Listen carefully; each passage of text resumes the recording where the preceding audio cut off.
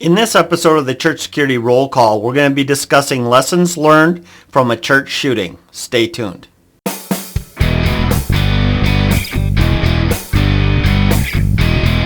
Hi, this is Chris with the Sheepdog Church Security Academy, and this is your Church Security Roll Call. Today we're going to be discussing the article, The 2008 Church of Scientology Shooting. If you'd like to read that article, go to our website, sheepdogchurchsecurity.net, and look under the News tab.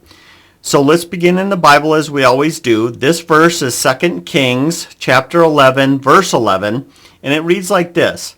And the guard stood, every man with his weapon in his hand, round about the king, from the right corner of the temple to the left corner of the temple, along by the altar and the temple. So we're going to be discussing a shooting today, and I want to give kind of a little disclaimer, or I don't know if that's the right word to use, but essentially what I want to talk about is this, is we often, if you've been listening to me for some time, we cover all kinds of shootings in houses of worship. And so it doesn't necessarily matter to me of, denomination or even religion. What it's all about for me is looking at religious organizations that experience violence and then looking at the lessons learned. So despite how you feel about whatever religion or whatever denomination we discuss, I'm hoping you can look past that and just focus on, hey, these are the lessons learned. What can we learn, and what steps might we be able to take to prevent this from happening to us? All right. So let's get into the details here. So on Sunday, November 23rd, 2008, a man in a red convertible stopped by the parking lot of the Celebrity Center in Hollywood and got out. Carrying two samurai swords, he went to the main entrance and asked to be let in. Two armed security guards at the entrance told him he could not come in. He began waving the swords and threatening to kill anyone who got in his way. The guards pulled out their weapons and told him to drop the swords and leave. Instead, he continued to threaten and approach one of the guards, waving the swords menacingly. The guards fired in defense, wounding the assailant and ending the attack.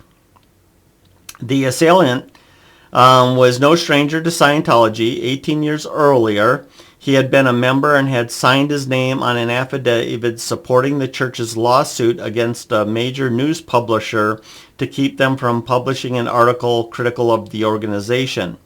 Also, while attending UCLA, he and another student sued a professor. They claimed that that this faculty member persecuted them because of their religious affiliation. This former member was mentally unstable, but not because of Scientology. He had been mentally ill before joining. Apparently, he hoped that he would overcome his mental illness through Dianetics. In his case, that did not work, and he was not a member for long. Until the time of the shooting, the attacker had moved often, living at several addresses. His last residence was in the city of Southern Oregon. He had a record of odd behaviors wherever he was. This included dressing like a demon with horns and terrifying children that were passing by his house. For a number of years, he repeatedly threatened the Church of Scientology through phone calls and the mail. One possible motive for his hatred of the organization may have been the large amount of money he spent for diagnostic sessions. Our purpose here is not to evaluate the church's methods. However, in this case, it seems like the methods would not have worked anyway. But anyway, okay. So, lessons learned from this situation.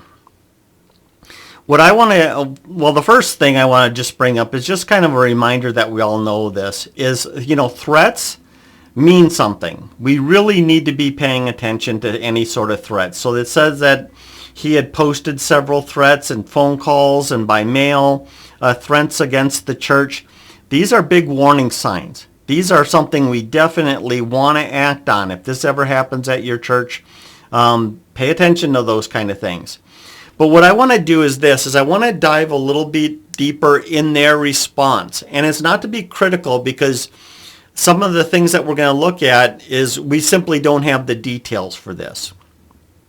So what I want you to do is, just for a minute, imagine you're working at your church. And maybe it's a Sunday afternoon. Let's pick a Sunday afternoon. You're at your church. People are at the church. Services are going on. You're standing in front of the church, in front of the front doors. And maybe you got another teammate with you. And you see somebody start to approach the church with what appears to be a sword or swords in their hands. Well, our response is going to be based on a couple of things. Number one, how far away are they, right? Because if they're far enough away, so we don't know in this case how far, when they identified him, how far was he away? Who saw him first and all that kind of stuff. We don't know that. But in our case, let's go with, it's you or your team member sees him, or if you have a camera system, maybe someone sitting in a camera room calls it in and lets the team know. Well, which turns out to kind of be the first thing. You see this person coming. Let's say they're far away off at this point. First thing would be, hey, we need to call this in. Hey, I got a guy out here, looks suspicious, looks like he might be carrying samurai swords. This way you're letting the rest of the team know what's going on. And if you have it pre-set up already, somebody on your team now might be either coming out to back you up, or maybe the guy in the camera room is taking a closer look. We want to identify if this guy actually has swords. If he has swords, then we're going to do two more things. One, we're going to call 911, get the police coming as soon as we possibly can. The second thing is, we're probably looking at a soft lockout. And so in our training, what that means is the safety team members would simply go inside the building, shut the doors, and if they're not already locked, lock those doors. Because in this case, even if it turns out to be this crazy guy that happened here, even in this case, when he gets to the doors, they're locked, you're inside, you're safe, you bought yourself some time so law enforcement can respond, and hopefully there's no need for deadly force. What's the exception to that response plan? This is him being still far away off. The exception to that plan might be the number of people in your parking lot. If there's a number of people inside the parking lot, you're probably still going to call in a soft lockout. And so additional safety team members hopefully respond. We go into a soft lockout. They're monitoring the situation, but because there's other people in the parking lot, you're going to need two people to approach them. And the reason you're going to approach under these circumstances is because those other people. We want to take the attention off of mom and her kids or other people, and we want that attention on you as the safety team, because you're trained and prepared for this type of situation. So so now you make that approach. It's contact and cover that we talk about in our training. One of you is going to be, verbally engaging him, maintaining a safe distance. A safe distance for a blade is at least 21 feet. So you want to maintain that kind of distance as you're approaching them and saying, hey, I'm with the safety team. How can I help you? What's going on? Are you all right? That kind of deal. And then you're going to have your partner standing a little bit behind you, able to cover you. So if he starts to if he attacks you, you got 21 feet to react by pulling out your weapon, engaging, and your partner has time to react and engage him with a firearm in support of you. One thing to consider is would you pull your weapon prior to getting within 21 feet? Very likely, yes, depending on the scenario, right? There's a big difference between somebody maybe carrying a sword, in its sheath or whatever, or carrying it like it's a prop. I think about the Renaissance Fair, right? There's a big difference between somebody who's coming from the Renaissance Fair than there is somebody who's actually holding it and wielding it in a threatening, menacing way. And if you're engaging them verbally further away before that 21 feet is broached, If they're acting menacingly, yelling and all that kind of stuff, you may draw, and maybe it's at a low ready. You're not yet pointing them at them until there's additional indicators that there is in fact a threat. And then of course you're going to be transitioning from a low ready to actually pointing at the guy. Just make sure that you can articulate, this is why I cleared leather. This is why I pulled out my weapon. I was yelling at him. He wasn't responding. He was holding it in a threatening manner, by the handle. Maybe he swung it a few times. His body mannerisms seemed upset. He was walking, fast, quickly in a straight line, going straight for the door or straight towards me. So I pulled my weapon, continued to yell out commands. Hey, stop, drop the sword. He wouldn't drop the sword. It's getting closer. So then I go ahead and I'm now pointing at him, telling him to drop or I'm going to have to shoot, screaming and yelling at him, and so on with that course of action up to using force if necessary. One of the things about the verbal commands, one of the reasons we give verbal commands is not only because we want to give them every opportunity to comply with us, but it's also a way of notifying people in that parking lot that I said had additional people. They're hearing this, and they hear you yelling, drop the sword, then they're going, of course, going to know what's going on, and hopefully they take reasonable steps to take themselves out of that dangerous situation. So that's kind of him from a distance. With nobody in the parking lot, we're going into soft lockout, calling police, and we're just going to stay protecting ourselves inside the building. If there's other people, he's far out, but there's people in the parking lot, you may have to approach him in order to protect the people in the parking lot and get the attention on you. But once again, you're bringing a partner with you, and both of you are trained and ready to use whatever level of force you may need. Now, in the event of him showing up really without any warning, like all of a sudden, boom, he's out from behind a van. Oh my goodness, he's already on top of us. He's already within this 21 feet.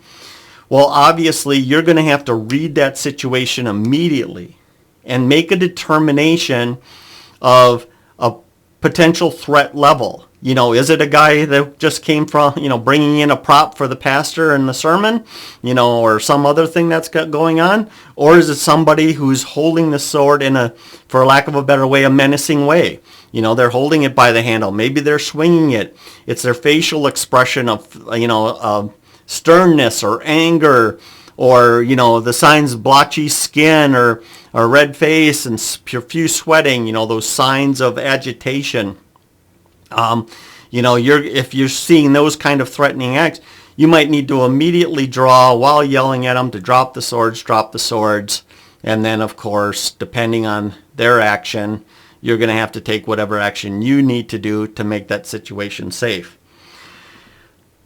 If possible, you're going to still need to call a lockdown over the radio, if at all possible. Obviously your primary concern is protecting yourself and your partner and everyone inside the church. You have little to no time to act, and so you're going to take, first actions first. However, if you can, or your partner can, get on the radio and go lockdown, which is my recommendation for a lockdown code. We don't use code. We want it to be very clear to everybody what needs to be done.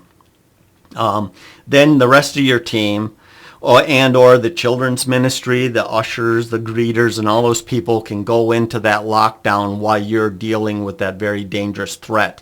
And then, of course, because you've gone into lockdown, somebody who's on the inside needs to be calling 911 to get the police there as soon as possible, because obviously this is a highly dangerous situation.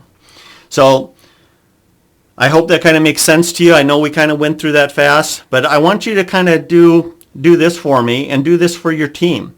Talk about the situation and say, okay, let's imagine this unfolding, and then throw different kind of things in there, like, okay, he's way off in a distance, or he's midway, he's on top of us. How might that change our plan? Depending on where we are. Am I alone standing out in front?